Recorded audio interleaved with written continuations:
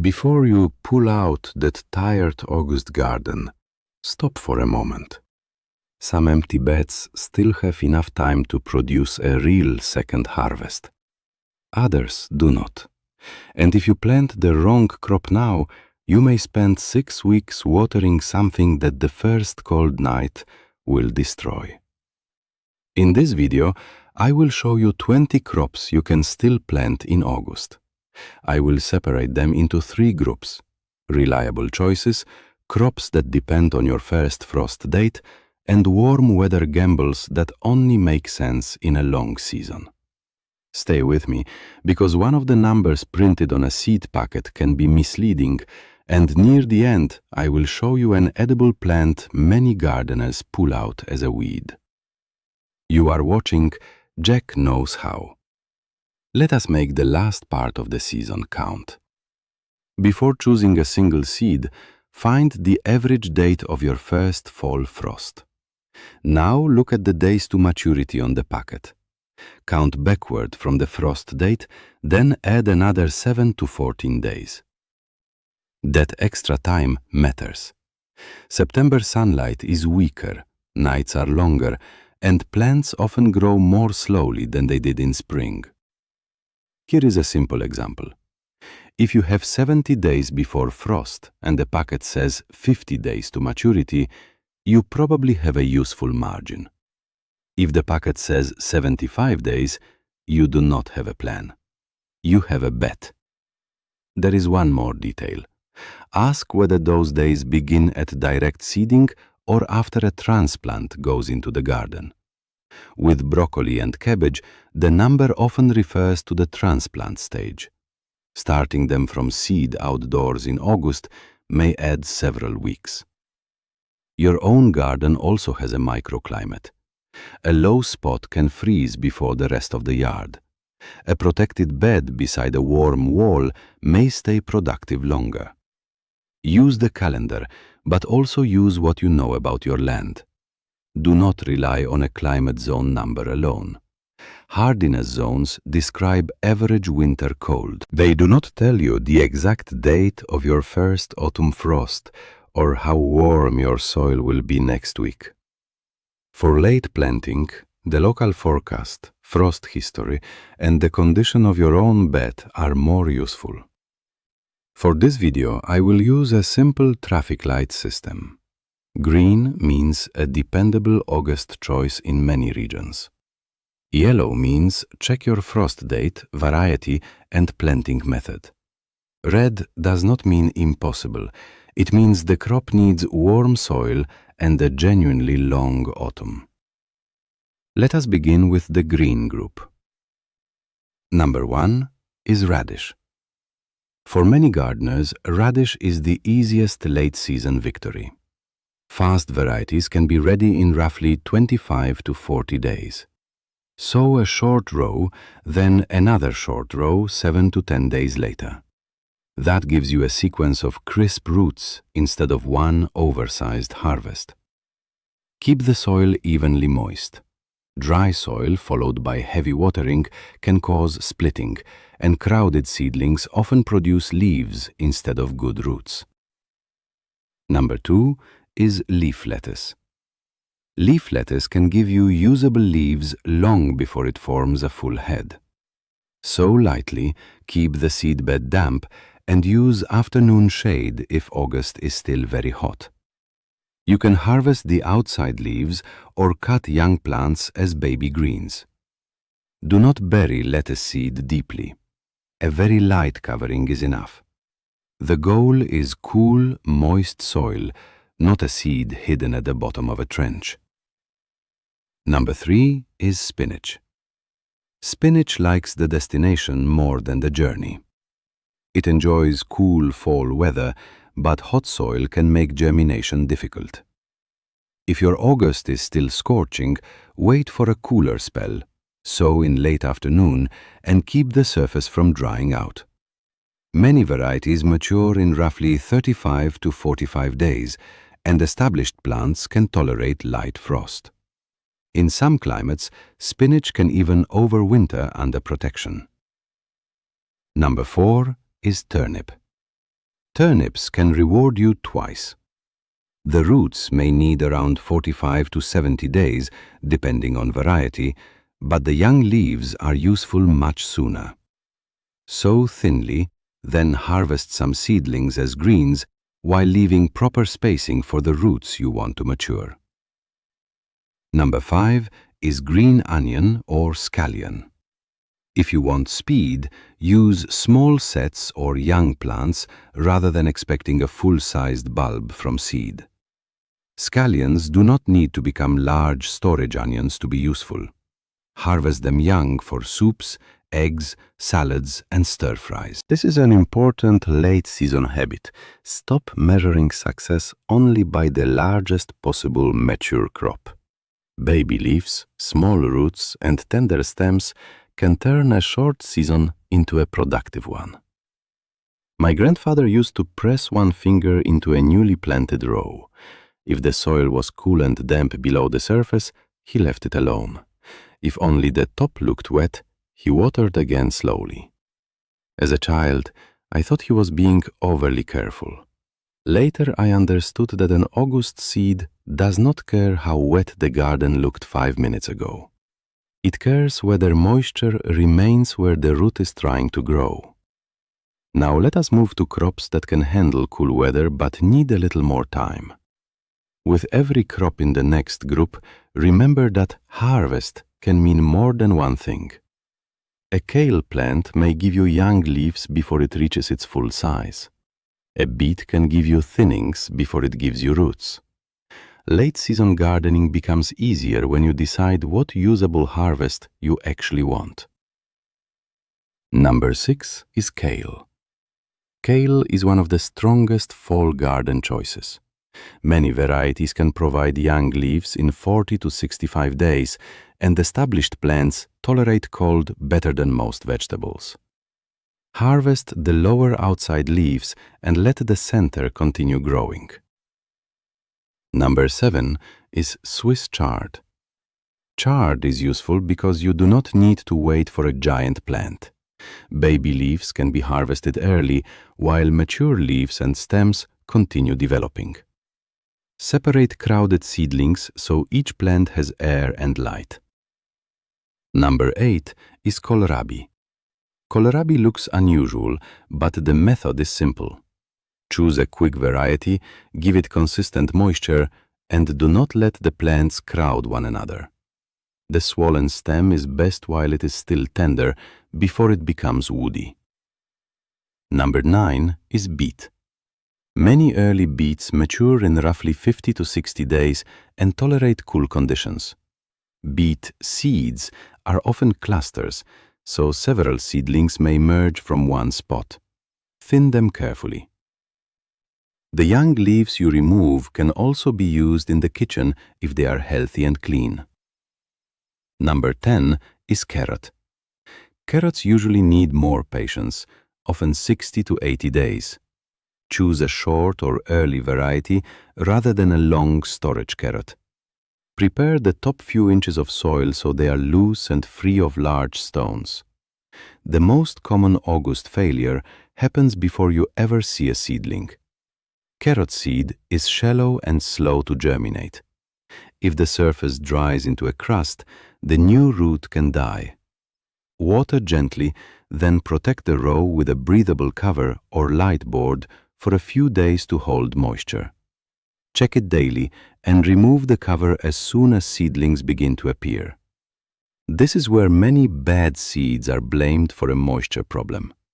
If these first 10 crops already gave you an idea, tell me in the comments what you are planting and the month of your first usual frost. That one detail helps other gardeners compare real seasons instead of only comparing climate zone numbers. The next group is yellow. These crops can work beautifully, but only when the calendar, variety, and planting method agree. Number 11 is peas. Fall peas are possible, but they often take longer than spring peas because days are getting shorter. Many varieties need roughly 60 to 80 days.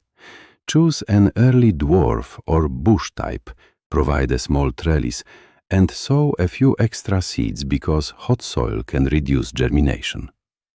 Peas tolerate some cool weather, but flowering and pod production still need time. If the calculation is tight, grow pea shoots instead of waiting for full pods. Number 12 is broccoli. In a short season, use healthy transplants. Many fall broccoli varieties need about 50 to 70 days after transplanting. Set them out in the evening, water the root zone deeply, and give temporary shade if the sun is intense. Harden indoor-grown plants before moving them outside. Give them increasing time outdoors over several days instead of moving them directly from a protected space into hot sun and wind. Do not bury the growing point. Once the main head is harvested, some varieties will produce smaller side shoots. Number 13 is cabbage. Cabbage is cold-tolerant, but it is not automatically fast. Depending on the variety, it may need 50 to 90 days after transplanting. A small early cabbage or a leafy harvest is more realistic than a giant storage head. Give each plant room. Crowded late-season cabbage holds moisture around the leaves, reduces airflow, and makes disease more likely. If your calendar is tight, harvest loose young leaves rather than waiting for a dense storage head. The packet may advertise the final form of the crop, but your kitchen can use it earlier. Number 14 is rutabaga. This one needs honesty. Rutabaga often requires 80 to 100 days. In many northern gardens, August is too late for full roots. It belongs on the list only for mild winters, very early August planting, or a protected bed with a long fall. The leaves are edible, but if you want large roots, do the calculation before you use the space. Number 15 is dill. Dill prefers direct sowing because its taproot dislikes transplanting. It can be sown repeatedly through the season, and late summer sowing may give a fresh fall crop where the first frost comes late enough. If you want leaves, a compact or slow-bolting variety is more useful than a tall seed type. Keep the row small. A little fresh dill goes a long way. At this point, the garden changes from cool season planning to warm season risk. The final 5 crops can be excellent in the right place and a complete waste in the wrong one. Number 16 is bush bean.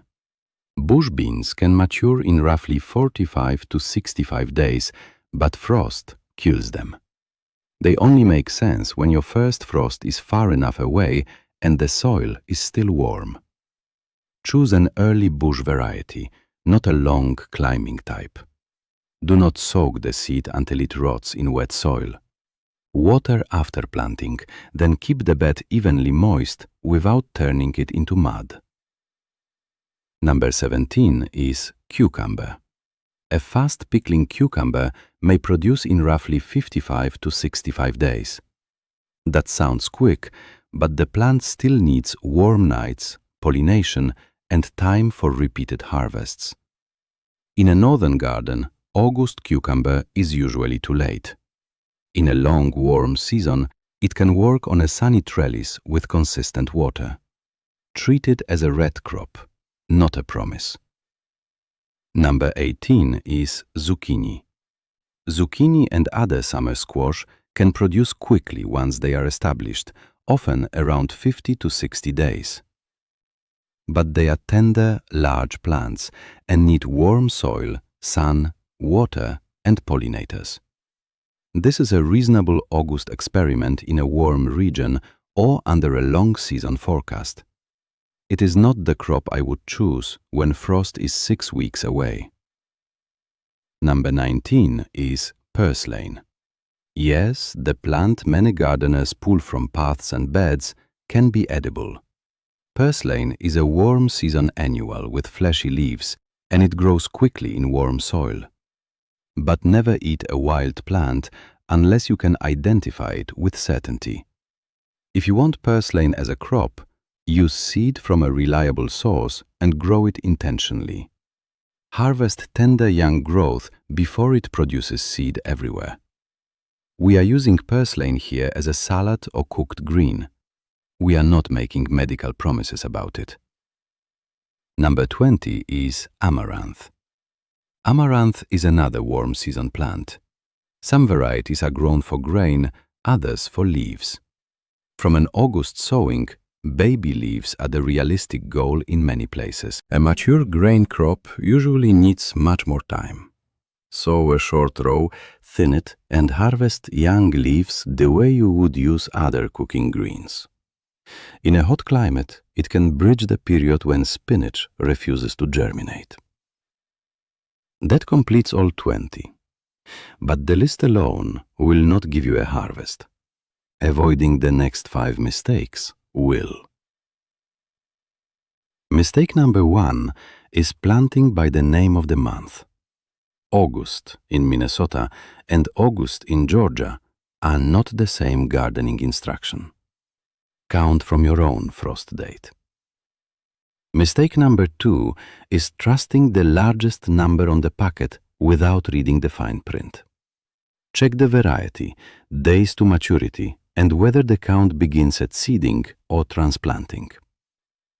Mistake number 3 is allowing the seedbed to dry. Late summer soil can look dark after watering and become dry again before evening. Water slowly, check below the surface, and use light shade or mulch where appropriate. During germination, check the bed in the morning and again late in the day. Once roots move deeper, water less frequently but more thoroughly. The goal is not constant surface mud. The goal is steady moisture where the young roots are growing. Mistake number 4 is planting into exhausted soil. The garlic, peas, potatoes, or spring greens that occupied the bed already used nutrients. Remove weeds, loosen only what needs loosening, and mix in finished compost or the amendment recommended by your soil test. Mistake number 5 is having no protection ready. A light row cover, supported sheet, low tunnel, or cold frame can protect semi-hardy crops and extend the harvest. Do not wait until the cold night to look for the material. Here is your 48-hour plan. First, write down your average first frost date. Second, choose one green crop from this list. Not 10 packets. One crop you can plant well. Third, calculate the days to maturity plus a 7 to 14 day buffer. Fourth, clear a small bed, restore the soil, and water it before sowing. Fifth, label the row with the crop and planting date. That simple label turns guesswork into experience you can use next year. And sixth, prepare protection before you need it. Then put one reminder on your calendar for 7 days later. Check germination, thin, crowded seedlings, and reseed empty spaces while there is still time. A fall garden is won through small corrections made early, not one heroic rescue after a cold forecast. If the calculation says you are too late, do not force the wrong crop. Plant a cover crop, protect the soil, and begin next spring with a healthier bed. An August garden does not need to look perfect. It only needs the right crop, enough moisture, and enough days. Tell me your first frost date and the one crop you are planting next. If this video helped you turn an empty bed into another harvest, subscribe to Jack Knows How. We will keep making practical garden decisions one season at a time.